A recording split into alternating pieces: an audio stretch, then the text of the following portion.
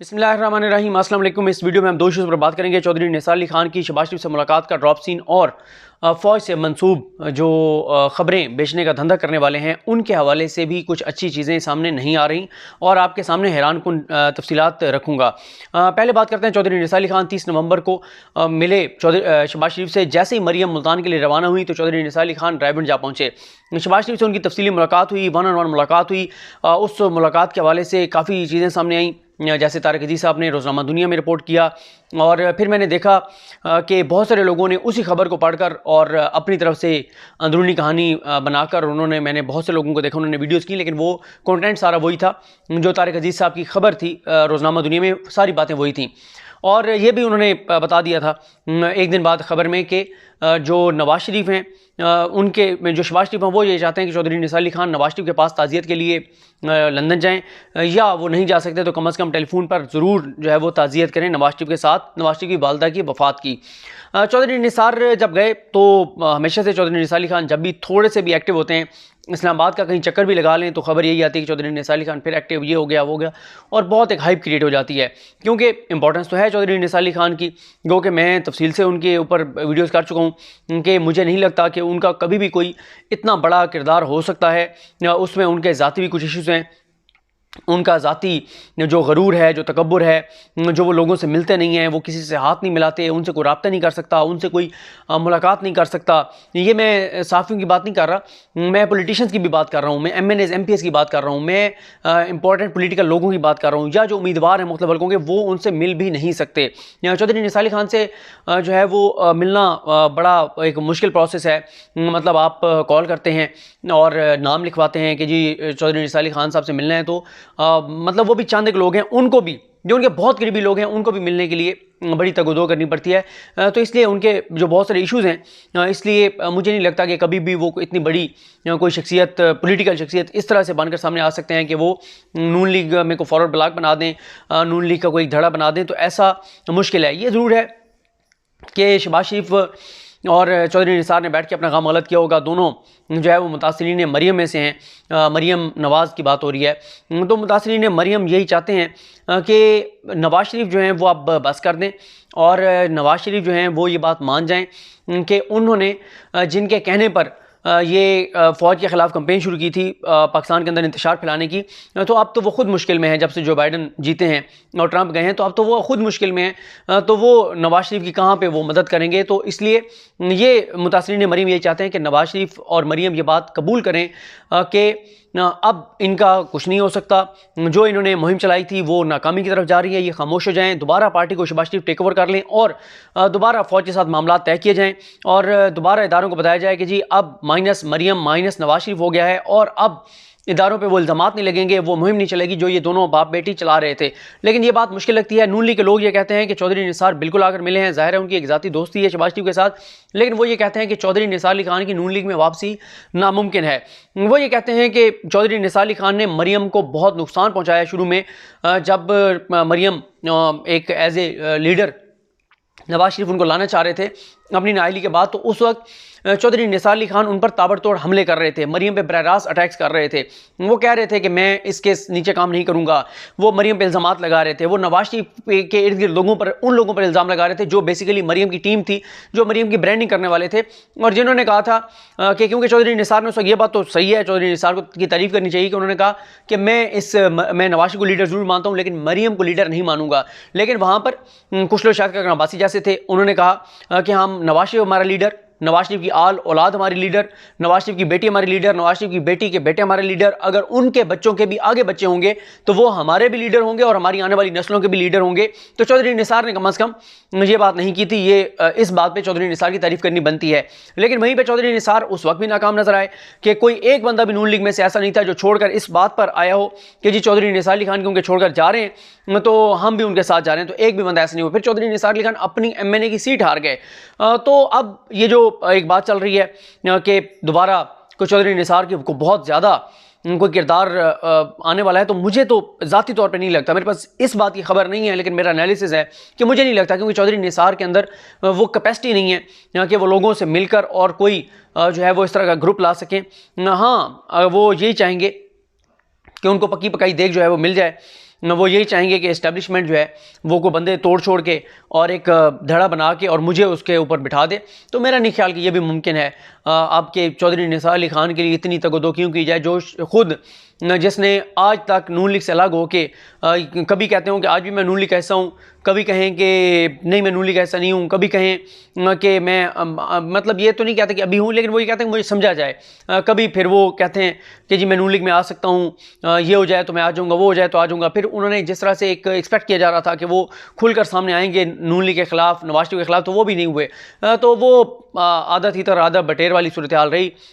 खुदा ही मिला ना विसाल सनम, ना इधर के रहे ना उधर के रहे। तो चौधरी निसार अली खान का यही एक मिसाल है। और एक MPA वो बने, उसका भी उन्होंने हलफ नहीं उठाया, क्योंकि वो समझते हैं कि MPA जो हैं वो छोटे लोग होते हैं, और मैं क्योंकि मेरा कद काठ बड़ा है और मैं MNA मुझे बनना चाहिए था, तो ये मैं छोटी मोटी असम्बली में जाके मुझे नहीं बैठना चाहिए, तो वो नहीं बैठते। तो नून लीग के लोग कैटेगोरिकल ये कह रहे हैं कि चौधरी निसार अली खान की नून लीग में आने के कोई चांसेस नहीं है, कोई इम्कानात नहीं है। शहबाज शरीफ से वो कहते हैं अगर मिलते रहें, तो शहबाज शरीफ की भी वो कहते हैं इस वक्त पार्टी में वही पोजीशन है जो चौधरी निसार अली खान की है। चौधरी निसार को भी कोई नहीं पूछता, शहबाज शरीफ को भी कोई नहीं पूछता। वो कहते हैं कि इस वक्त अगर पार्टी के अंदर बयान ये चल रहा है या पार्टी के ऊपर सारा कब्जा है या पार्टी के मामला अगर कोई देख रहा है, तो वो बरह रास्त मरीम नवाज़ देख रही है। और वो ये भी कहते हैं कि नवाज शरीफ को मनाना इस वक्त ज़रूरी नहीं है, इस वक्त मरीम को मनाना ज़रूरी है, और मरीम चौधरी निसार अली खान के हवाले से नहीं मानेगी। और वो ये भी कहते हैं कि नवाज शरीफ जितने आगे चले गए हुए फ़ौज के खिलाफ, अब नवाज शरीफ के लिए मुमकिन नहीं है कि नवाज शरीफ पीछे आएँ और फ़ौज से डील कर लें। तो मैंने कहा कि आप क्या समझते हैं कि क्यों नहीं करेंगे? उन्होंने कहा क्योंकि नवाज शरीफ इतने सख्त बयान दे चुके हैं और कह चुके हैं कि मैं फ़ौज से डील नहीं करूँगा। मैंने कहा ये तो कोई बात ना हुई। ये वही नवाज शरीफ है जो कहता था डिक्टेशन नहीं लूँगा, ये वही नवाज शरीफ है जो उसने बातें की वो झूठी साबित हुई, जिसके बारे में सुप्रीम कोर्ट के फैसले में 17 बार लिखा हुआ है कि वो झूठा है, बददियानत है, सर्टिफाइड वो झूठे हैं, उनके बारे में अदालती फैसले मौजूद हैं। तो ये तो नहीं आप कह सकते कि जी चौधरी निसार के हवाले से जो है वो नहीं, फ़ौज के हवाले से नवाज शरीफ कह रहे हैं कि मैं उनसे कोई डील नहीं करूँगा। तो मैंने कहा ये कोई बात नहीं है। नवाज शरीफ पहले भी फ़ौज के खिलाफ थे, लेकिन मोहम्मद ज़ुबैर जाके उनके लिए डील मांग रहे थे आर्मी चीफ के पास। तो मैंने कहा ये बात तो नहीं मानी जा सकती। हाँ ये ज़रूर है कि मुझे ये लगता है कि अब फ़ौज भी किसी तरह से इनको कोई रियायत नहीं देगी एक ऐसे ख़ानदान को जिनका उनको अब असलियत उनकी सामने आ चुकी हो कि उन्होंने जिस ख़ानदान को पाला पोसा, इक़्तिदार दिलवाया, जिनकी सियासी पैदाइश फ़ौज की गोद में हुई, उनकी परवरिश फ़ौज की उसमें नर्सरी में हुई, तो उन्होंने जो फ़ौज के साथ किया वो शायद ही किसी ने फ़ौज के साथ किया जो उन्होंने किया है। तो खैर मैंने आपको बता दिया है। मुख्तसर दोबारा एक लाइन में बता देता हूँ कि चौधरी निसार के नून लीग के लोगों का कहना है कि नून लीग में आने के कोई चांसेस नहीं है, शहबाज शरीफ से मुलाकात का कोई फ़ायदा नहीं है। दोनों ने बैठ के गम गलत किया होगा, गपशप की होगी, बातें की होंगी, लेकिन उनकी कोई इंपॉर्टेंस नहीं है। और ये भी मैं आपको एक बात बता दूं कि चौधरी वही नून लीग के लोग कहते हैं कि शहबाज शरीफ ने खुद डबल गेम की। फ़ौज को कहते थे कि मैं आपका बंदा हूँ और मैं नवाज शरीफ को खामोश करवाऊँगा, नवाज शरीफ को माइनस करूँगा। नवाज शरीफ को कहते थे कि फ़ौज जो मर्जी मुझे कहे मैं आपको नहीं छोड़ूंगा। तो वो कहते हैं उन्होंने खुद भी डबल गेम की। तो अब खैर हम आते हैं अपने दूसरे टॉपिक के ऊपर, और वो है फ़ौज से मंसूब जो झूठी खबरें हैं उनके हवाले से। देखें ये आपको हैरानगी होगी सुनकर कि ये उनकी बात नहीं हो रही जो फ़ौज के ख़िलाफ़ वीडियोस करते हैं, जो फ़ौज के ख़िलाफ़ बात करते हैं। और जो फ़ौज के ख़िलाफ़ बात करते हैं, मेरा एक आप तजर्बा समझ लें, मेरा तजर्बा भी ये है, या मेरी थोड़ी सी मैं लोगों से मिलता हूँ तो मेरी इन्फॉर्मेशन भी ये है कि फ़ौज के ख़िलाफ़ जब भी कोई वीडियो करता है, को बात करता है, तो सिर्फ एक चीज़ देखी जाती है मुतल्लिक़ा इदारों की जानिब से कि ये शख्स जो है ये इसके ज़ाती जज्बात हैं, ये एज़ ए पाकिस्तानी समझता है कि यार फ़ौज को ये नहीं करना चाहिए, फ़ौज को ये नहीं करना चाहिए, इसके ज़ाती जज्बात हैं। अगर उसके ज़ाती जज्बात हों तो किसी इदारे को कोई मसला नहीं होता। लेकिन जब किसी के बारे में ये इस्टेब्लिश हो जाता है कि ये कहीं से पैसे लेकर एजेंडे के तहत और उन लोगों के कहने पर ये कर रहा है जो इस वक्त पाकिस्तान के अंदर CPAC के ख़िलाफ़ काम कर रहे हैं, जो पाकिस्तान के अंदर इस वक्त पाकिस्तान के इदारों के ख़िलाफ़ काम कर रहे हैं, जो पाकिस्तान के दुश्मनों के साथ राब्ते में हैं, या जो पाकिस्तान के दुश्मनों के दोस्तों के साथ राब्ते में हैं, जो पाकिस्तान मुखालिफ क़ुव्वतों के साथ राब्ते में हैं, या पाकिस्तान मुखालिफ क़ुव्वतों के जो फ्रंट मैन हैं उनके साथ राब्ते में हैं, उनसे बेनिफिट ले रहे हैं, उनसे पैसा ले रहे हैं, उनके हाथों इस्तेमाल हो रहे हैं। तो ऐसे लोगों के लिए कोई रियायत होनी भी नहीं चाहिए और मेरा ख्याल है रियायत की भी नहीं जाती। लेकिन अब जो मैं आपको बताने जा रहा हूँ ये उन लोगों के बारे में अब कंसर्न है इदारे जो बज़ाहिर फ़ौज के हामी हैं, जो फ़ौज के हक़ में वीडियोस करते हैं, लेकिन फ़ौज के हक़ में वीडियो करते हुए फ़ौज से मंसूब बहुत झूठी खबरें दी जाती हैं। और मैंने जो थंबनेल पे लिखा कि फ़ौज से मंसूब खबरों का धंधा, मैंने धंधा इसलिए कहा कि वो ये चीज़ें फ़रोख्त करते हैं। उनका मकसद ये नहीं है कि वो इंफॉर्मेशन देना चाहते हैं, वो मालूमात देना चाहते हैं, वो जर्नलिज़म करना चाहते हैं। अगर जर्नलिज़म को करना चाहता है, मालूमात देना चाहता है, जाए पार्लियामेंट, जाए कमेटीज़ में, जाए अपना हाई कोर्ट्स में जाए, सुप्रीम कोर्ट में जाए, फील्ड में इदारों में जाए, उन डॉक्यूमेंट्स ले, चीज़ें पढ़े, देखे, फील्ड में जाए। लेकिन ये उन लोगों की बात हो रही है जिनकी 80% जो तादाद है वो घरों में बैठकर वीडियोस करते हैं, और कोर कमांडर्स कॉन्फ्रेंस ख़त्म होती है तो वीडियो आती है कि कोर कमांडर्स कॉन्फ्रेंस का अंदरूनी कहानी जो कि कभी बाहर नहीं आ सकती। इवन कि मुझे नहीं याद कि कभी किसी रिटायर्ड कोर कमांडर ने भी बताया हो कि जब वो हाजिर सर्विस था तो उसका कोर कमांडर कॉन्फ्रेंस में फलां इशू पे क्या हुआ था। फिर आर्मी चीफ ने बड़ा फैसला कर लिया, और जो है वो, हाँ, एक तो है कि आर्मी चीफ ने कोई स्टेटमेंट दिया है, कोई प्रेस रिलीज आई है, उसके ऊपर आपका एक न्यूज़ सेंस है, आप कहते हैं कि ये बड़ा फैसला है, वो ठीक है। लेकिन आर्मी चीफ मिलते हैं कोर कमांडर से या आर्मी चीफ मिलते हैं DGISI से, किसी को नहीं पता कि वहाँ क्या बात हुई है। अगर ये बातें बाहर आने लग जाएं तो फिर तो ख़त्म हो गया सारा कुछ। अगर आर्मी चीफ की गुफ्तगू की चीज़ें बाहर आने लग जाएं, जो वो DGISI से मिलते हैं या प्राइम मिनिस्टर से मिलते हैं, तो फिर तो बात ही खत्म हो गई। तो अब इदारे कंसर्न हैं। इससे पहले अदालतों की जानिब से भी मुतल्लिका इदारों को कहा गया कि अदालतों से मंसूब झूठी खबरें और बड़ी गलत चीज़ें की जाती हैं, इसके ऊपर आप देखें। तो अब ज़रा ये बताते हैं कि फ़ौज की जानिब से भी कहा गया है कि ये मामला देखें, लेकिन मैं ये समझता हूँ कि इस पर कानून साजी तो होने जा रही है, काम तो होने जा रहा है, लेकिन ये बहुत बड़ा चैलेंज होगा खुद फ़ौज के लिए। उसकी वजह यह है कि सबसे ज़्यादा जो ये बिज़नेस कर रहे हैं, यानी पैसा कमाने के लिए खबरें दे रहे हैं, जिन्होंने यूट्यूब को एक बिज़नेस बना लिया है, और उन्होंने तो आप अपने 3-3, 4-4 चैनल शुरू कर लिए हैं, और सारा दिन बैठ के और इसी तरह की खबरें, जो खबर टिकर चले हैं, TV सामने लगा हुआ है, टिकर चले हैं और बता दिया है। तो जी, तो हम अज़ान से पहले बात कर रहे थे कि ये मिजाज बन गया है कि सामने TV चैनल चल रहे हैं, टिकर आए हैं,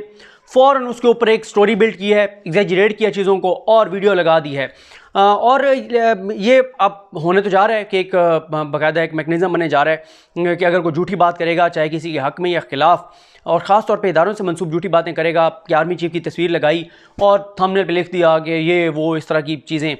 तो इसके ऊपर बहुत से लोग, कोई भी देखने वाला कंप्लेंट कर सकता है। लेकिन मुझे कभी कभी हैरत भी होती है कि मैं देखता हूँ कि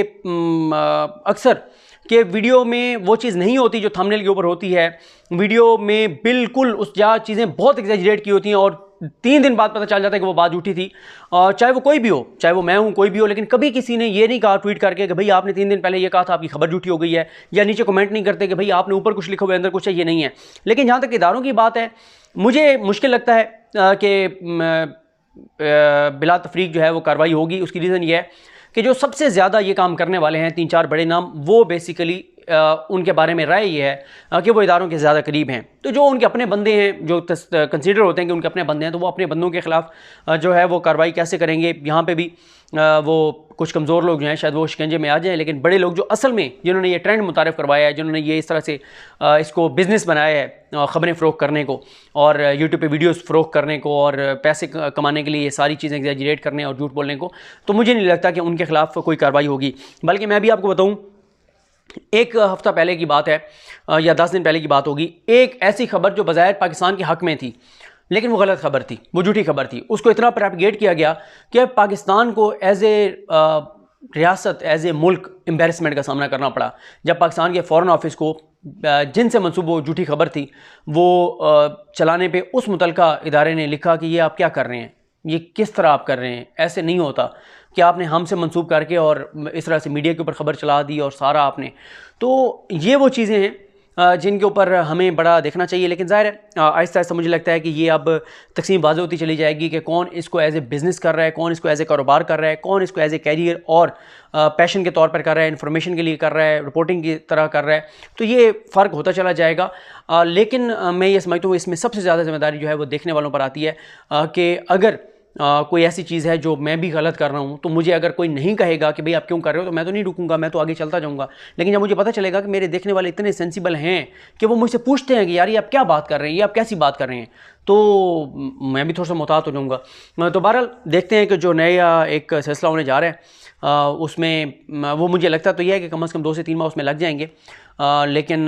मुझे लगता है फरवरी तक वो चीज़ें फ़ाइनल हो चुकी होंगी, जिनके ऊपर तय हो गया कि क्या क्या करना है। लेकिन देखते हैं कि कार्रवाई किसके ख़िलाफ़ होती है, नहीं होती से, क्योंकि कानून तो पहले भी पाकिस्तान में बहुत बने हुए हैं, डेफेमेशन का लॉज हैं, लेकिन उन पर अमल दरामद नहीं होता, अदालतें फ़ैसले नहीं करती। तो बाकी इंशाल्लाह बहुत से इशूज़ हैं, नेक्स्ट वीडियोज़ में उन पर बात करेंगे। मुझे अपने दुआ में याद रखें। हम सबका हामी नासरू। अल्लाह हाफ़िज़।